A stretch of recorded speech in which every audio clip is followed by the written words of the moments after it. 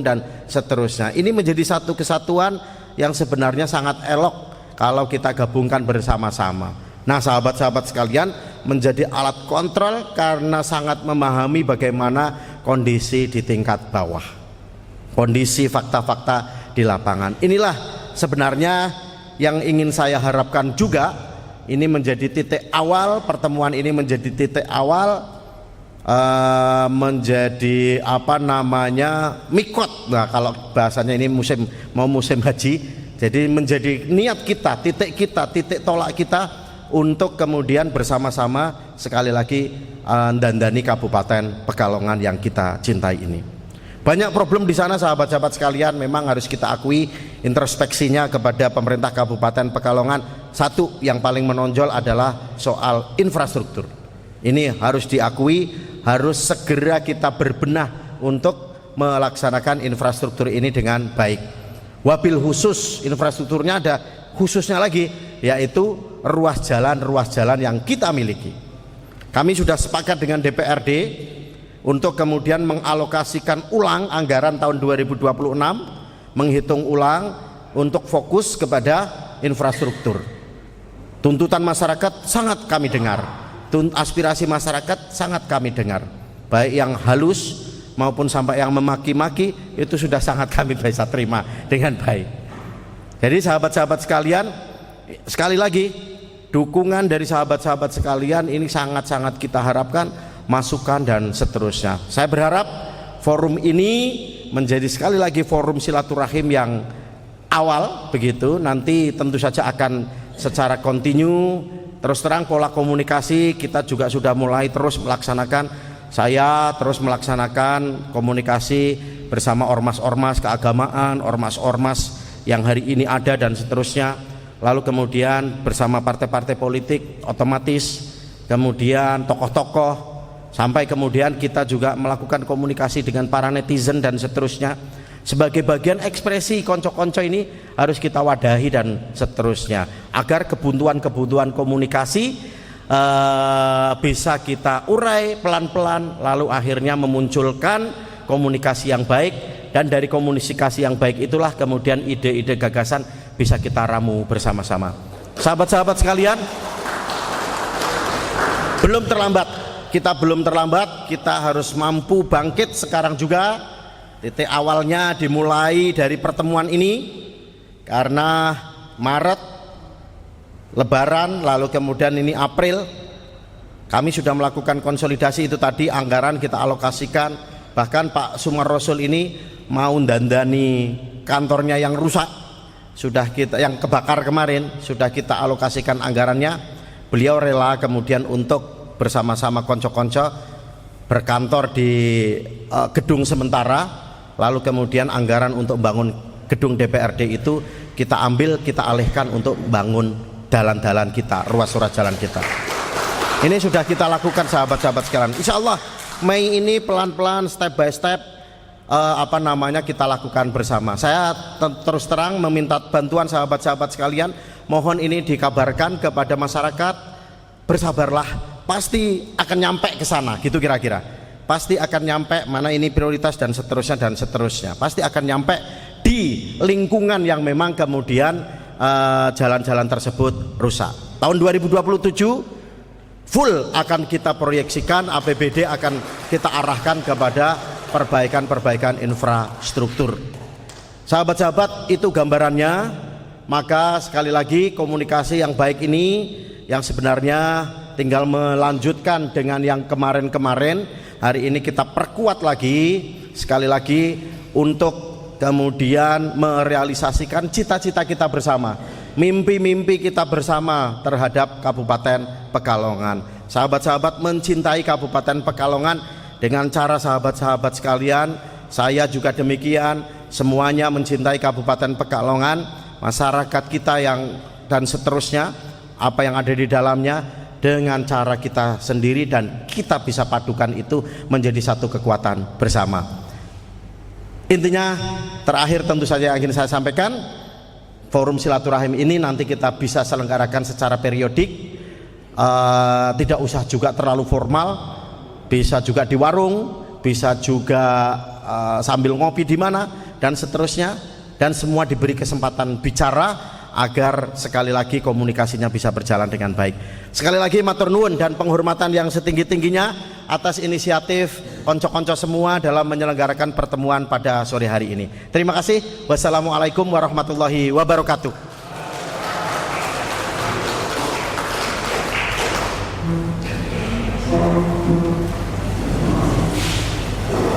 Kami ucapkan terima kasih kepada Bapak Haji Sukirman SSMS atas sambutannya yang luar biasa, dan kami menotis untuk undangan Pak Sukirman tetap melangsungkan silaturahim dengan cara-cara yang tidak perlu terlalu formal.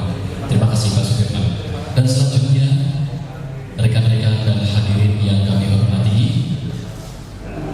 marilah kita simak bersama sambutan dari Letkol Ahmed Ihal Geri Herlawan Mesos selaku Dandim 0710 Wijaya Kusuma kepada Letkol Ahmed Ihal Geri Herlawan. Kami persilakan.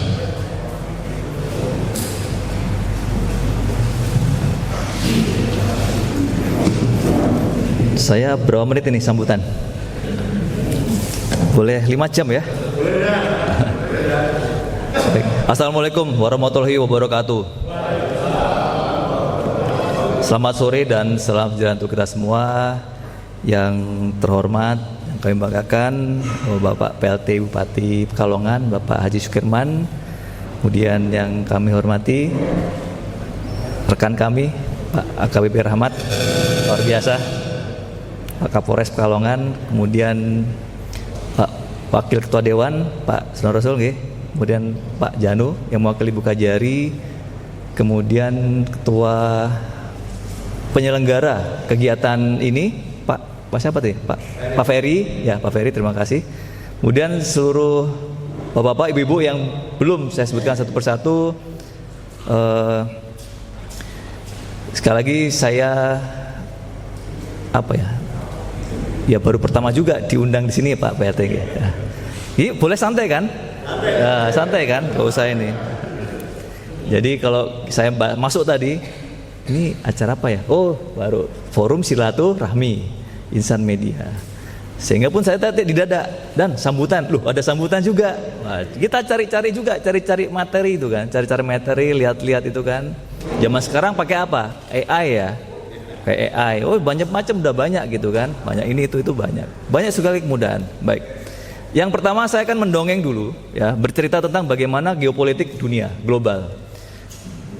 Geopolitik saat ini ya kita udah tahu, perang Iran Amerika Israel saat ini walaupun judulnya senjata tetapi hal-hal itu masih terus berdampak ke Indonesia. Betul ya?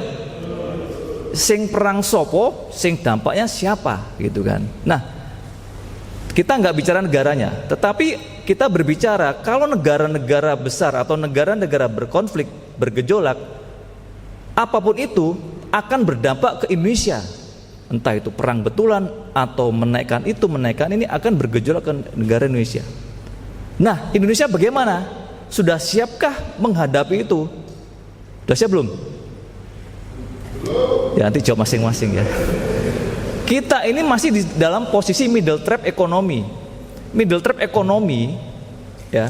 Middle trap ekonomi saat ini mau melonjak ke jebakan ekonomi kelas atau negara menengah. Tetapi gara-gara ada geopolitik global, kita tertahan, ekonomi tertahan ya. Pak Prabowo dalam masa pemerintahan mentargetkan 8% kenaikan ekonomi. Saat ini sangat-sangat berupaya untuk menaikkan, tapi bertahap ya, 6%, seterusnya dan seterusnya. Nah, kita di posisi terjebak atau middle trap ekonomi, negara berkembang yang terjebak di negara berkembang yang ekonominya terjebak. Tetapi kita juga punya PR, Indonesia emas, betul ya? Opo Indonesia emas sih? Dan Indonesia emas itu apa? Indonesia emas itu apakah Indonesia banyak emasnya? Tidak. Kaum produktif lebih banyak dibanding kaum non produktif. Artinya angka-angka yang berproduktif itu lebih besar. Kalau tidak dimanfaatkan, 2045 selesai kita.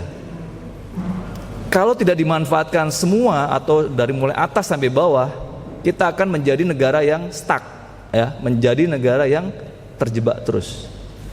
Kapan mulai Indonesia emas? Ya sekarang, saat ini.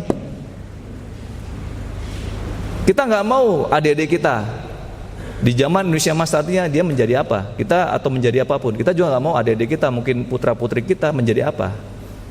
Ongkos kemahalan, inflasi naik, deflasi nggak karuan. Kita juga nggak mau. Ya. Nah, ini tugas kita, ini menyiapkan generasi-generasi seperti itu, menyiapkan generasi itu.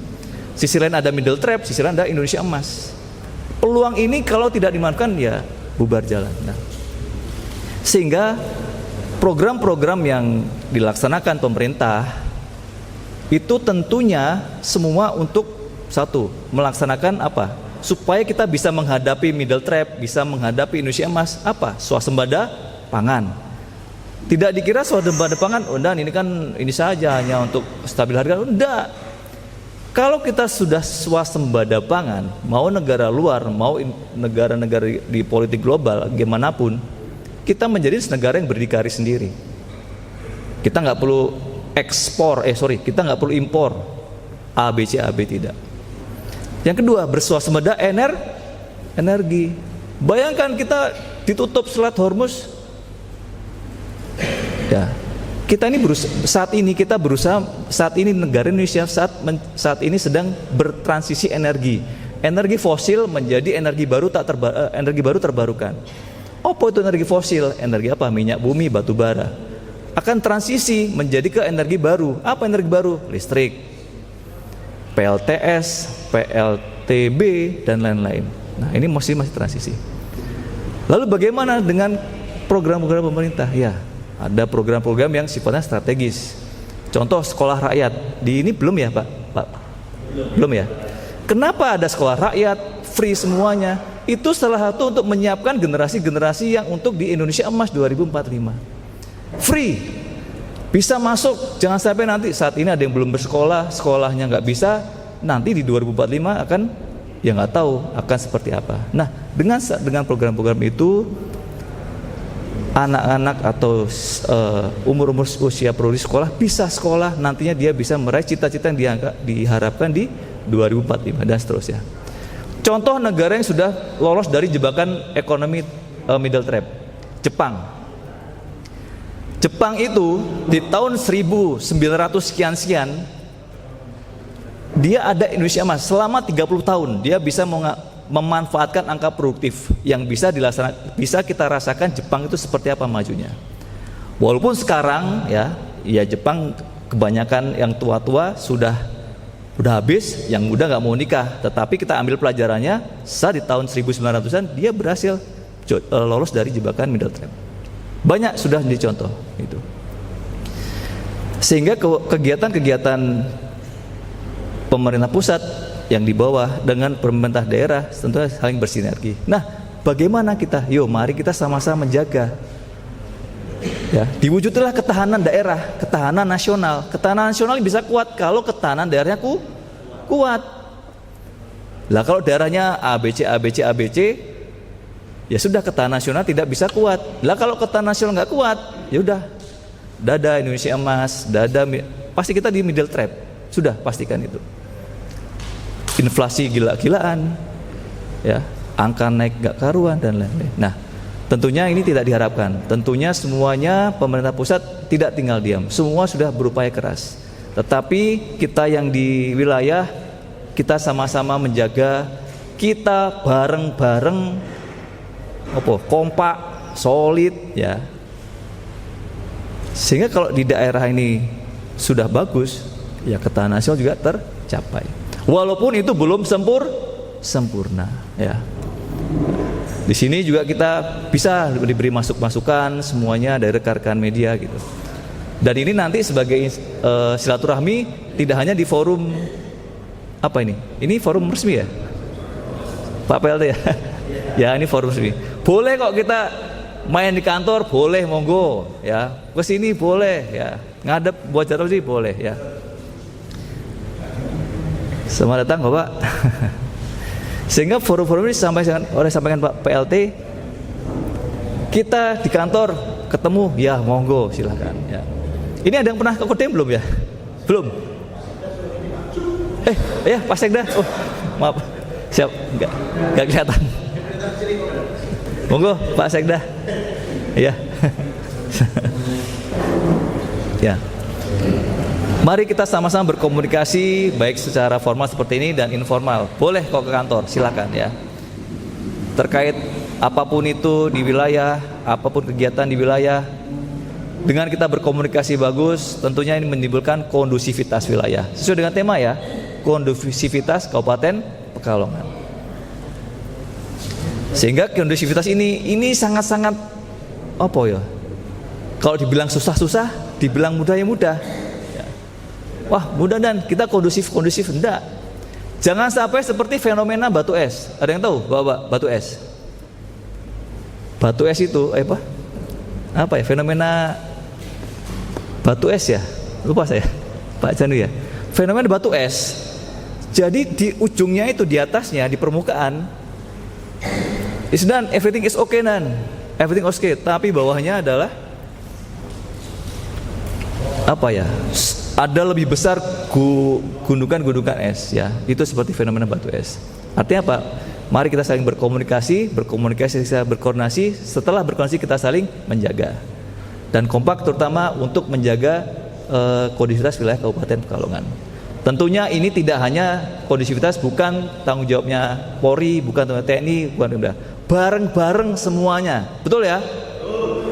Nah kalau TNI aja yo nggak kuat, kita coba paling Kodim itu berapa orang, hanya 200 sekian lah Babinsa itu, nggak kuat. Dari Polres mungkin dia nggak kuat juga, Pemda juga enggak. Ya sangat bareng-bareng semuanya, bareng-bareng kita jaga.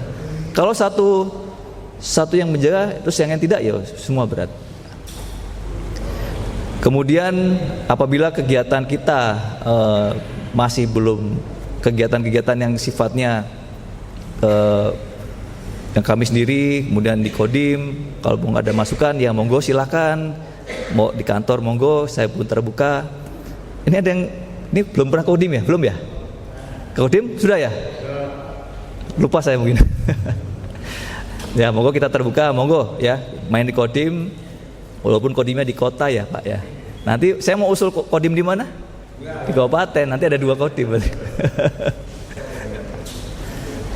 Karena kita juga masih nanti saat hujan kita juga bertarung dengan penanggulangan bencana. Kalau kering, kalau musim kemarau kita juga bertarung dengan kemarau ya banyak ya. Mari kita sama-sama bergandengan tangan, sama-sama berkomunikasi bagus, berkoordinasi, saling menjaga, saling mempererat satu sama lain, sehingga mudah-mudahan kondusivitas tetap terjaga dan tetap ketahanan daerah terjaga, ketahanan nasional terjaga. Setelah itu terjaga, biar pemerintah pusat yang melanjutkan bagaimana untuk mempersatukan semuanya. Terima kasih atas perhatian. Saya akhiri, wassalamualaikum warahmatullahi wabarakatuh.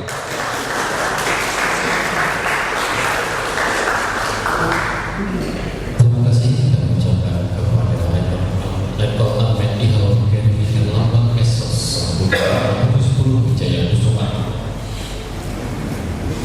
Selanjutnya sambutan Polres Pekalongan kepada Bapak AKBP Rahmat J. Yusuf SAK MSI. Mohon maaf maksud kami SIK MSI. Kami persilahkan.